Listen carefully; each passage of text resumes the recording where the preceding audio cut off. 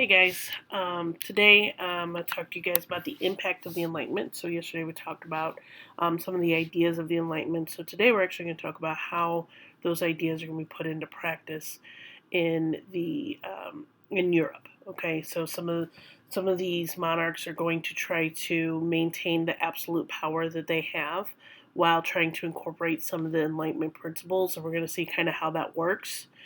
Spoiler alert, it doesn't work out too well. But we're going to kind of see the events that unfold as a result of all that. So, all right, here we go. So, we're going to start with the arts first. So, because of the Palace of Versailles, so we saw that, we looked at that. Many other rulers around Europe are going to try to copy what Louis did with that palace. Okay, so they're going to model it after the Italian Baroque style, which is what Versailles was created. But this is going to create a new type of architecture known as Rococo, which is a fun word to say. So Rococo is highly secular. So it's not as religious. So in Baroque style, you'll see a little bit more religion. In Rococo, you don't. It values the pursuit of pleasure, happiness, and love. Okay, so you can see that kind of reflected in the paintings that we're going to take a look at. So enchantment and enthusiasm are also a part of Rococo, and Giovanni Battista Tiepolo and then Antoine Watteau are probably the most famous of the painters. So these are two examples. This one up here is by Tiepolo. This is a painting done by him. And then this is about the Greek gods here. And then this one is a painting done by Watteau. All right, so you can kind of see the two different styles. They're pretty similar, but you can see that, between the two artists that they are a little bit different. Okay. Music. So during this time, the Baroque style of music is going to emerge, and then it's going to go into what's called the classical music. Okay, so as far as music goes, the guys who are most associated with Baroque style are Bach and Handel. Okay, and then as far as classical music, you got Haydn, Mozart is probably the most famous, Beethoven. Those guys are all classical artists. Okay, so Bach's most famous piece is Mass in B minor. Handel's is the Messiah, and we listened to the Mormon Tabernacle Choir in the last set of notes, or in two sets of notes ago, perform part of Messiah. Haydn's most famous is called The Creation, and then Mozart has countless famous works. So Mozart was a child prodigy, and he was known for symphonies, concerti, and opera. And if you want to learn more about his life, there's a very good movie. That's what this is here for, to kind of be a movie recommendation for you. It's called Amadeus, and it's about Mozart's life to his death. And kind of it's all told through his biggest rival. It's kind of the story is told through his rival's eyes, so you kind of get a pretty interesting view of it. It did win Best Picture, just so you know too. So it did win an Oscar. Literature. Henry Fielding wrote novels about people with no morals, just surviving on their wits. So example is The History of Tom Jones, a Foundling, and his characters reflect real types of people in 18th century England.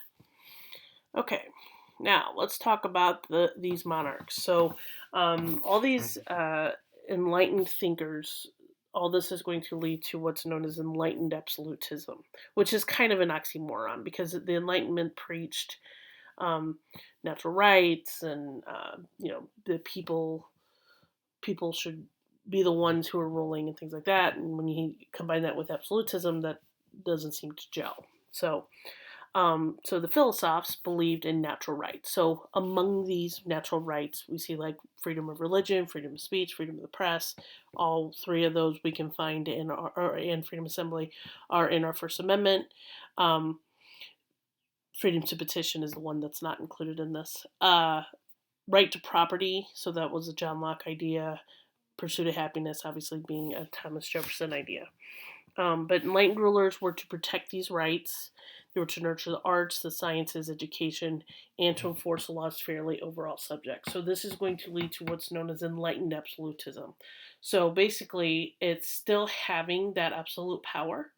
Okay, so they're going to try to retain that absolute power while providing those rights to their people. So while trying to follow the Enlightenment ideas, which is not going to work because absolutism, um, is the total opposite of what the Enlightenment was all about. So, okay. So let me give you some cases of enlightened absolute rulers. So in Prussia, remember Prussia is not Russia. Prussia is present day like Germany slash Poland. I'll show you a map here in a minute. Um, but Frederick William the First and Frederick the Second of Prussia. So Frederick William's this guy here. Frederick the Second is this guy here. They are going to be the two we're going to talk about. So Frederick William is Frederick II's father. He's going to build an efficient bureaucracy and double his army. Okay, so he's going to have a very large army. So he valued honor, loyalty, obedience, sacrifice, things that everything in our military, our modern military, values. And nobles were the officers of the army. So it wasn't necessarily like who's the best, it was who has good family ties. Okay. And then Frederick II, his son, is going to be more enlightened. So you kind of see the switch of Frederick William, who was a very kind of a hard man. Like he was considered very conservative at the time, and then Frederick II, his son, is going to be considered more liberal. Okay, so the Enlightenment is a liberal movement. Okay, so Frederick II is going to take some. He's going to do some things that are going to be more enlightened. So he's going to abolish torture, except in treason and murder cases, and he's going to grant limited freedom of speech, limited freedom of the press, and greater religious toleration. And as a boy, mischievous Frederick, this is just an anecdote and kind of shows you the difference between him and his father, but Frederick once escaped from with a friend from his father. So two boys ran away. As a kid, kids do that. But the king sent out guards to go capture them, sent out soldiers to go capture them, and then he made Frederick watch his friend's beheading, which is kind of messed up.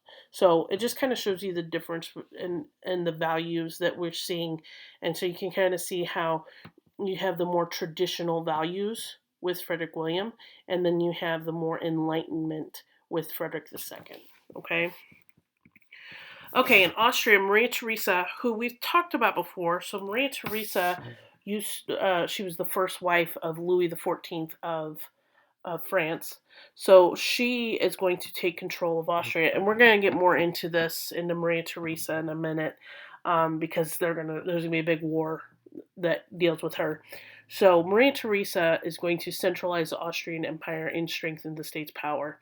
Her son, who is not Louis II's son, but her son Joseph, okay, so that's this guy, he abolished serfdom and the death penalty. So serfdom still existed in parts of Eastern Europe. So Austria is a little farther east. And so parts of Austria still had serfdom. He recognized equality before the law and enacted religious forms that included toleration. Now remember, not freedom yet, not total freedom, but toleration of other religions. And when we're talking toleration of religions, we're talking Christian. We're not talking like people can't just go be Hindus or Buddhists or anything like that in Europe at the time. It's not like that. You can be Catholic or Protestant pretty much, and not Anabaptist. They're not going to allow that. So nobles were alienated once Joseph got rid of serfdom because of the serfs being freed, and then the serfs really didn't know what to do. They were confused about the sudden changes. A lot of them kind of took on like a sharecropping type of role, similar to what we see after the Civil War in this country. So, okay. Moving on to Russia. So Catherine the Great, that's that beauty right there. She took power after several weak rulers after Peter the Great's death. So she is going to invite Dennis Diderot, who we talked about in the last set of notes. Remember, he made the encyclopedia. So she's going to invite him to come speak to her, quote, man to man. Okay, so she did not actually adopt Enlightenment reform. She actually becomes very conservative. Um, but the reason for that is not that she didn't like the Enlightenment reforms, it's that she couldn't do it because of the nobility that and the parliament that the nobles in Russia wouldn't have allowed a lot of this. Actually, during her reign, conditions for peasants actually got worse. There was a revolt, and she responded way too strongly to it. And serfdom actually was expanded to newer parts of the empire. So she's going to expand Russia's territory, and she's going to control all the way into Poland. But as Russia expands, so does serfdom, because she still allows serfdom to happen. Okay, so this right here kind of shows you the acquisitions of Russia. Okay, so we're talking like this 1682. So this is everything she gained here, um, all the way, pretty much everything that's this yellow um, and this orange here. I think she even got some of this orange stuff too. So because she went all the way into Poland, so that would have been here. All right, so um, she was very good in that she expanded the empire so much, but like I said, as Russia expands, so does serfdom. So that's kind of a bummer. Okay, this right here kind of is just the map of the three countries that we've been talking about. So you can see Prussia is the purple. So this is the land we're talking about. Austria is the orange. So you can see that it's a pretty big empire at this point. So this also includes Hungary. And then you see Russia is the green. Okay. Um, Now, the German states, this is the former Holy Roman Empire. These are all independent German states. So these guys are not going to unify until the 1800s, the mid 1800s. Okay. All right. So the War of Austrian Succession. So, like I said before, Maria Theresa is going to cause some problems, and there's going to be a war about it. So it's known as the War of Austrian Succession. So Maria Theresa will come to the throne of Austria in 1740, and the Prussian king decided he wanted to take advantage of this. So he wanted to invade what's called Silesia. Okay, and so that's on this map. You can see it here. Here's Silesia right here, and you can see Prussia is this. It's a little bit bigger than this what it shows on this map, but Prussia is the purple. Okay, so it's in this area here. So they want to grab this land right here, that yellow. So France is going to ally themselves with Prussia, and then Britain is going to ally themselves with Austria. So this is going to be important as we go into the next war too. Okay, because there's going to be another war. So this war was almost a world war because it was fought not only in Europe but also in the Far East, so in Asia and in North America. And so the Treaty of Aix-la-Chapelle is going to end the war. And basically, it said that all occupied territories except Silesia will be returned to their original owners. So what that means is that this area here is going to become Prussian. Okay, so this is the only area that goes. Everything else goes back the way it was. All colonies, everything goes back, except Silesia is now Prussian. Okay. All right. And so this leads us into what's called the 7 Years' War. So in the 7 Years' War, the two sides, the two big powers, France and Britain, are going to switch sides. Okay.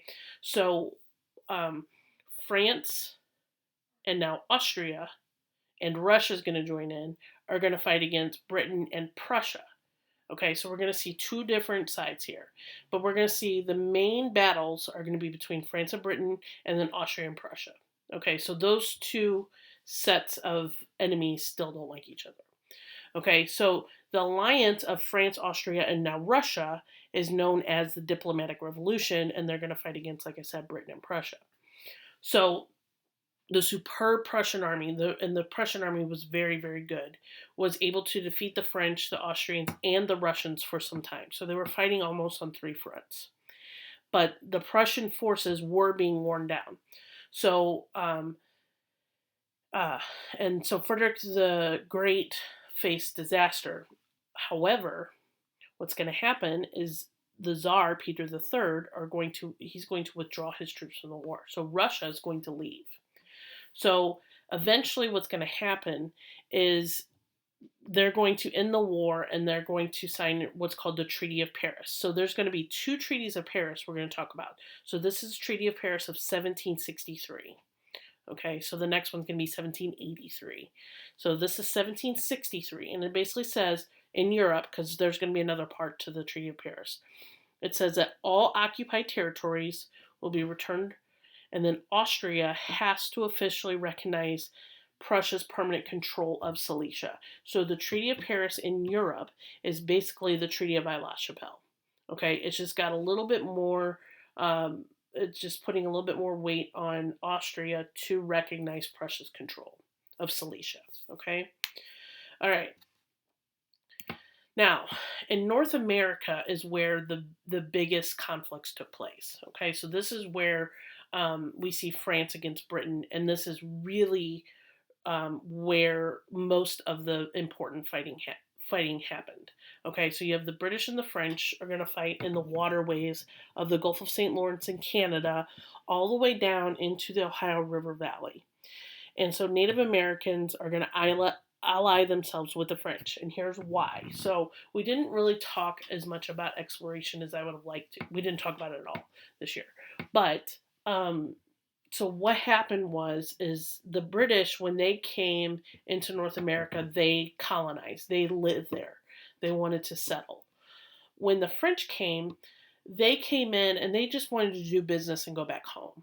Okay, so the French were seen as much nicer to the Native Americans than the British were. So the British were interested in just removing Native Americans and pushing them out, where the French are there to just do business and they don't care what the Native Americans do. So they're going to ally themselves with the French. Okay. So at first, the French were winning.